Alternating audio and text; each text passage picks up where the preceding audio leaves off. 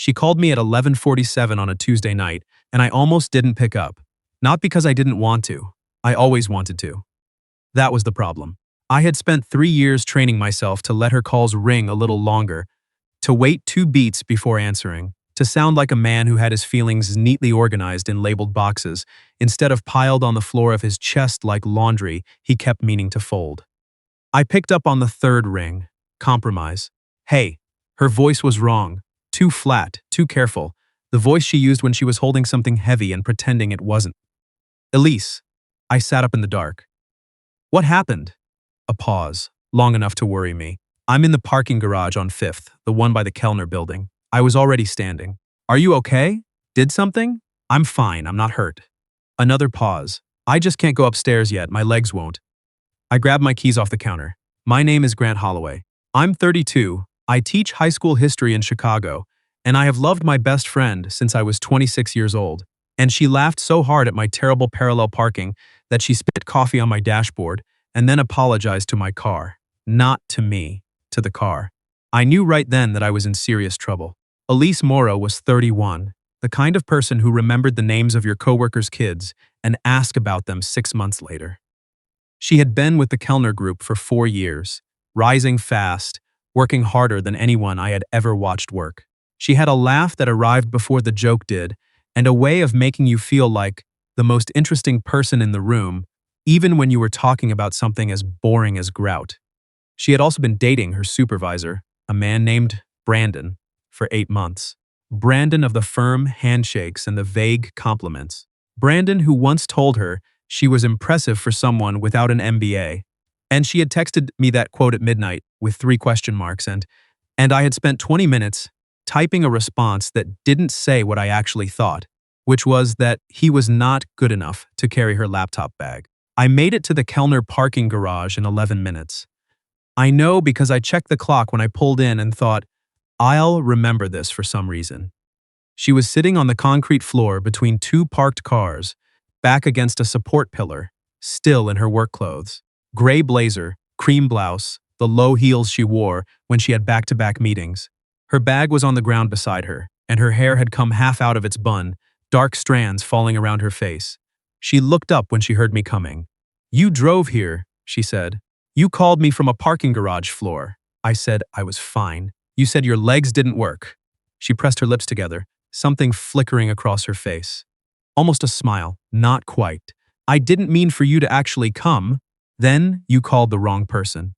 I crouched down in front of her. Hey, talk to me. Elise looked at her hands in her lap. She was wearing this ring she always wore, a simple gold band on her right hand that had been her grandmother's. She kept turning it.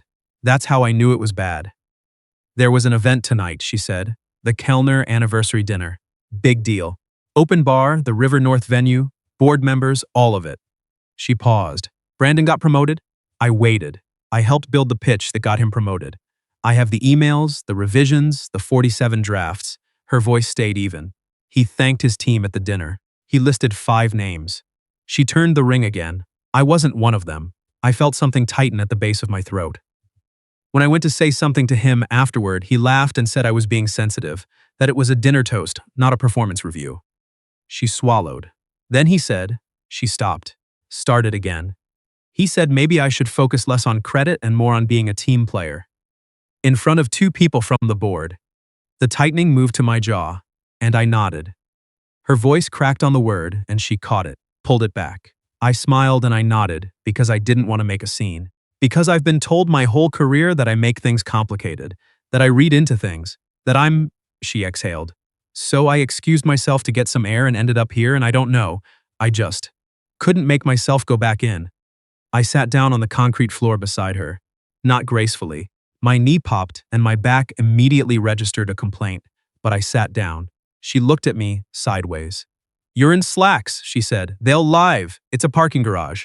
I'm aware of where I am, Elise. She looked at me for a moment, and something in her face went very still. Then she looked back at her hands. You didn't have to do this. You keep saying that like it's an argument. It is an argument. It's a terrible one.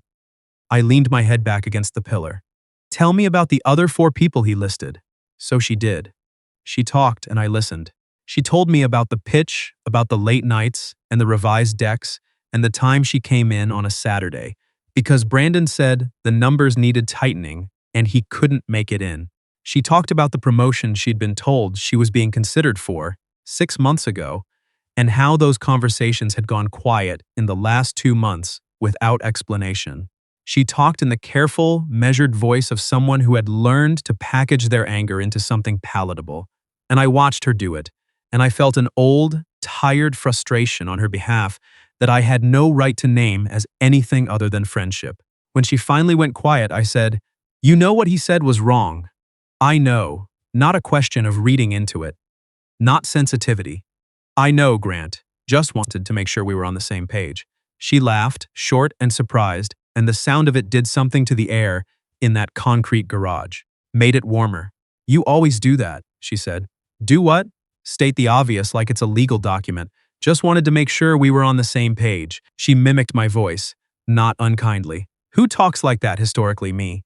She smiled for real this time. Small, a little bruised, but there.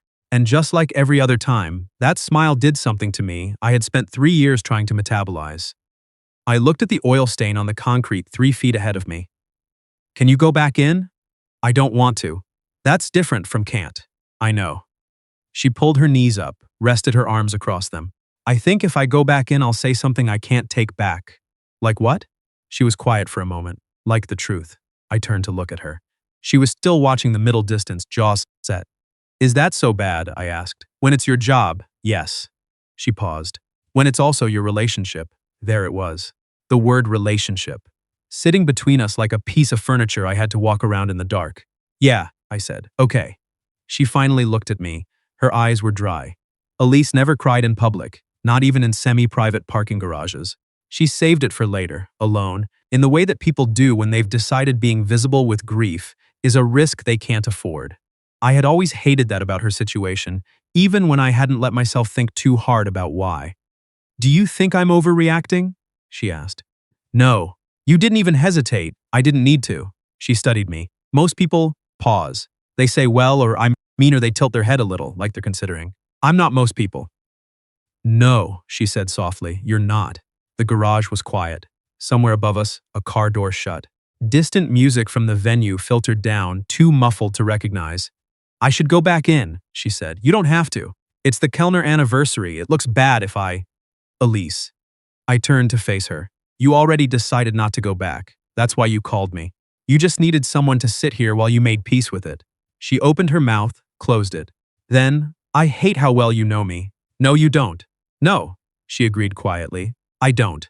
I stood up and offered her my hand. She took it, and I pulled her to her feet, and for a moment we were close enough that I could see the slight smudge of mascara at the corner of her eye that she didn't know was there. I almost told her. I almost reached up and brushed it away. Instead, I let go of her hand and stepped back like a reasonable adult. Come on, I said. I'll drive you home. I have my car. You can get it tomorrow. You drove here from a parking garage floor. Not tonight. She picked up her bag and looked at me with an expression I couldn't fully read. You drove 11 minutes to sit on a parking garage floor with me. The floor was fine. Grant, the way she said it. My whole name, 2 syllables, like she was trying to find the bottom of it. I had heard her say it 1,000 times. It still landed differently than anyone else saying anything. Let's go, I said. She went. I drove her to her apartment in Lincoln Park. She lived on the 3rd floor of a brownstone, with a radiator that clanked every winter and a window in the kitchen that looked out at the neighbor's garden. She had a yellow couch she'd found at an estate sale and recovered herself, badly but stubbornly, and bookshelves that were overcrowded in the way of someone who read faster than they could find shelf space. I had been to that apartment more times than I could count. I knew which stair creaked and where she kept the spare key, and that the hot water took 40 seconds to come through on the right-hand faucet. I knew these things the way you know the details of a place you love, which was a fact I had become practiced at not examining. She poured water for both of us and stood at the counter in her blazer, shoes off now, 3 inches shorter. There was still something held in about her posture, something unfinished. Say it, I said. She looked up from her glass. Say what? Whatever else is in there, you've got more. She set the glass down. turned it once on the counter. I think it's over with Brandon. I kept my face steady. Yeah? Not because of tonight specifically. Tonight was just. She searched for the word. Clarifying. What did it clarify? She leaned against the counter, arms crossed loosely. That I've been doing this thing. With him. With the job. With everything. She paused. Where I make myself smaller so no one has to accommodate me, and I call it being professional. I call it being mature. She looked at her hands. But it's not, it's just fear. And I'm tired of it. I was quiet. Sometimes the most useful thing you can do for a person is not fill the silence. I think I've been doing it everywhere, she said, quieter now, for a long time. I looked at her. She looked at me. And something in the room shifted in a way I couldn't stop and wasn't sure I wanted to. Everywhere? I said carefully. She turned the glass again on the counter. There are things I know and don't say. There are choices I haven't made because I couldn't figure out what they would cost. She paused. And tonight I kept thinking, I have all this information about my life, and I'm not using it. I'm just sitting on it. In a parking garage. What information? She went very still. Then, that I compare everyone to you and have for years, and always assume that was just because you're my best friend and best friends are supposed to be the standard. I stopped breathing. And tonight, when I was sitting on that floor, I wasn't thinking about the promotion. I wasn't thinking about Brandon. I was thinking about you, and why I hadn't called you sooner, and how the answer to that question is something I've been refusing to look at directly. The kitchen was quiet. The radiator ticked. Somewhere in the building, a door closed. Elise, I said. She held up one hand. I know it's a lot. I know the timing is, I just came from a work disaster ending in a parking garage floor, and you don't have to do anything with this. She exhaled. I'm not making myself small about this one, even if it costs me. I stared at her. 3 years of careful behavior, of answered calls and maintained distances, of being present without being present, all of it sitting in the room with us. I had a speech ready. I had lived with it for years. A rational, self-sacrificing, fully formed explanation for why this was complicated, why the timing was wrong, why I didn't want to take advantage of a hard night. I had rehearsed it in the way that people rehearse things they hope they'll never have to say. I said none of it. I tried to ask you out, I said. 2.5 years ago. I got as far as, hey, I wanted to ask you something, and then your phone rang, and it was a work emergency, and you had to leave, and I convinced myself it was a sign. She stared at me. What? The Thursday we were at Dove's luncheonette. You got the migas. Your phone rang in the middle of my sentence. I remember that Thursday. You do? I thought you were about to ask me to help you move. I have never needed help moving. My apartment has been the same square footage for 6 years. I didn't know that, she said, a little faint. You've been in my apartment approximately 400 times. I didn't. I was nervous that day. I wasn't paying attention to apartment size. She looked at me. Why were you nervous? Because I was about to ask you something important. The room was doing that thing again. That narrowing, that pulling, the particular gravity of standing close to something you've been orbiting for years. So ask me, she said. Now, without the work emergency. Elise, no speech. I can see the speech. Your jaw does a thing. My jaw doesn't do a thing. It absolutely does a thing, Grant. It goes slightly left when you're preparing to say something noble. I touched my jaw reflexively. She smiled. You've cataloged my jaw. I've had 3 years in consistent proximity. She paused. Ask me. I looked at her. Yellow couch behind her, shoes on the floor, mascara smudge still at the corner of her eye, hair half down. She looked exhausted and certain in equal measure. That combination had always undone me. I need you to sleep on it, I said, not because I don't know what I want, because you have had a genuinely terrible night, and I need you to still want this when the awful has faded enough to see clearly. She started to say something. I kept going. I'm not going anywhere. I'm not being noble. I searched for it. Careful. With something that matters to me more than most things. She watched me for a long moment. Then she took 3 steps across the kitchen and wrapped her arms around me. Not dramatically. Just the ordinary embrace of 2 people who had done it 100 times. Except that night I held on longer and so did she, and it was neither of those things and both. When she pulled back, she looked at my face from 6 inches away. Dove's luncheonette, she said. Thursday, if you want, I want. She let go but didn't step away. Now go home so I can sleep and be clear-eyed and order the migas. I almost kissed her then. I was close enough that it wouldn't have required effort. I chose not to, but I want to be clear that it cost me something. I went home. She texted me at 7:04 the next morning. A screenshot of her resignation letter with a single line below it, draft, not sent. But I needed to write it.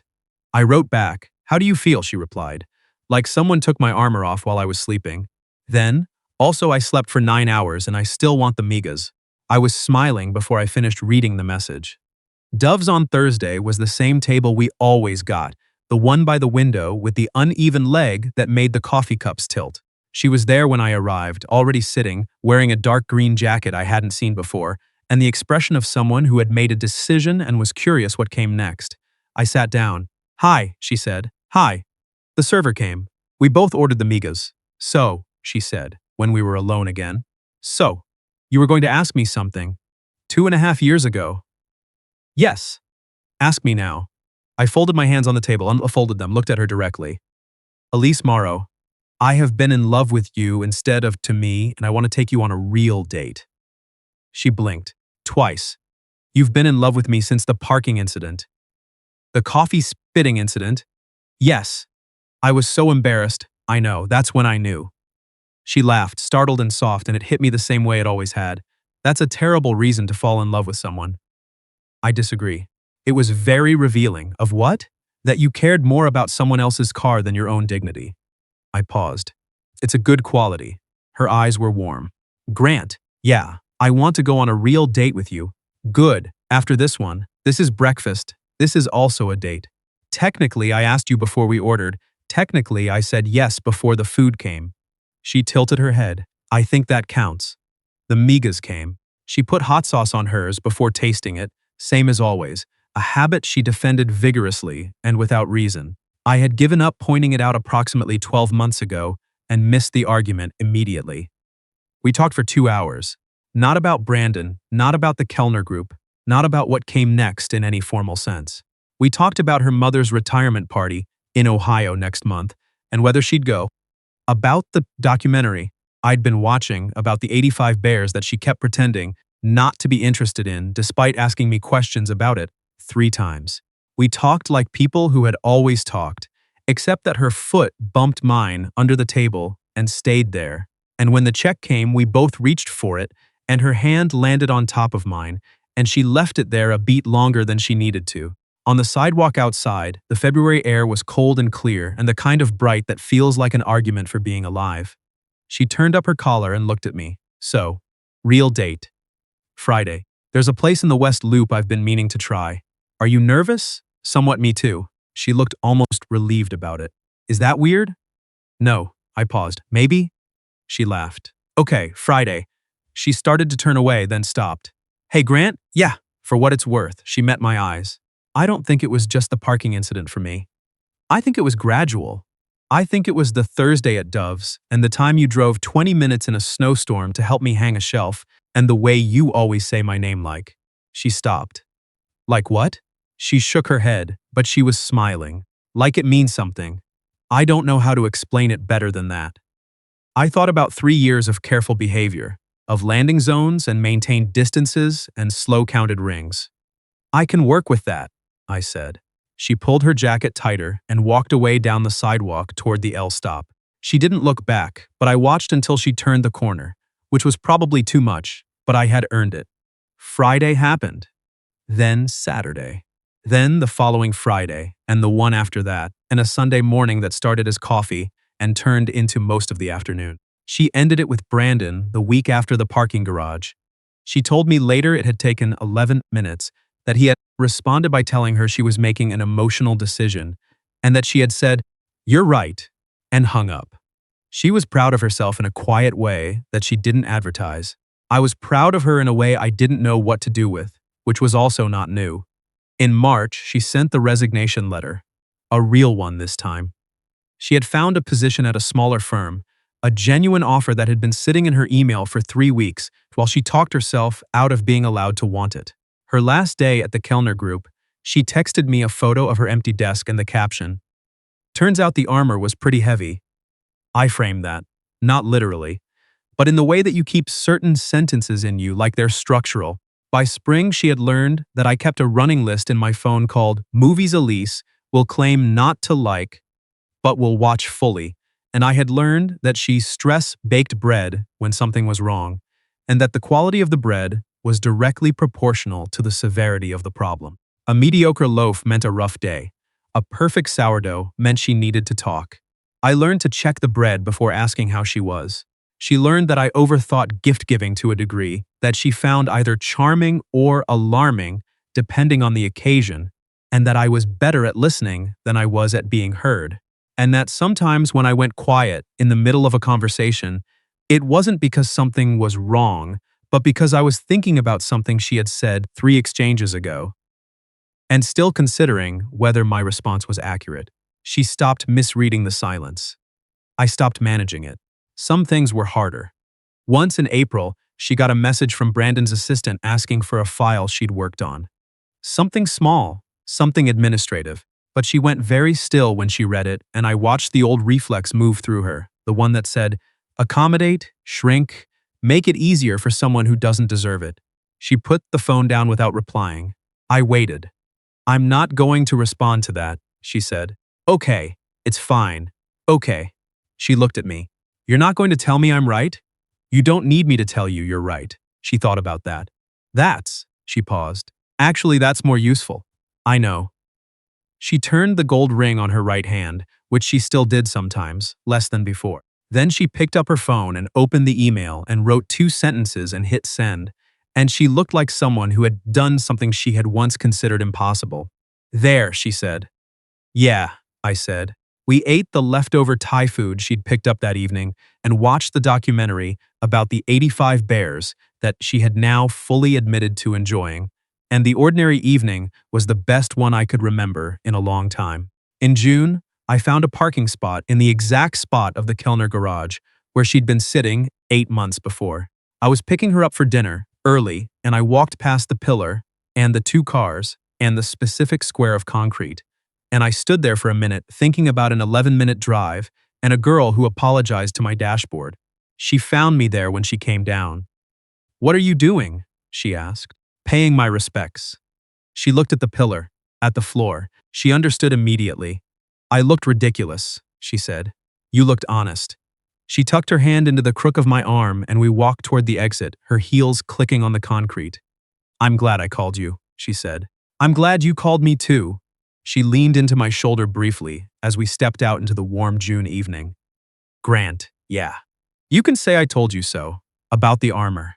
I looked at the street ahead of us, the city going gold in the early evening light. I didn't say anything about armor. You thought it.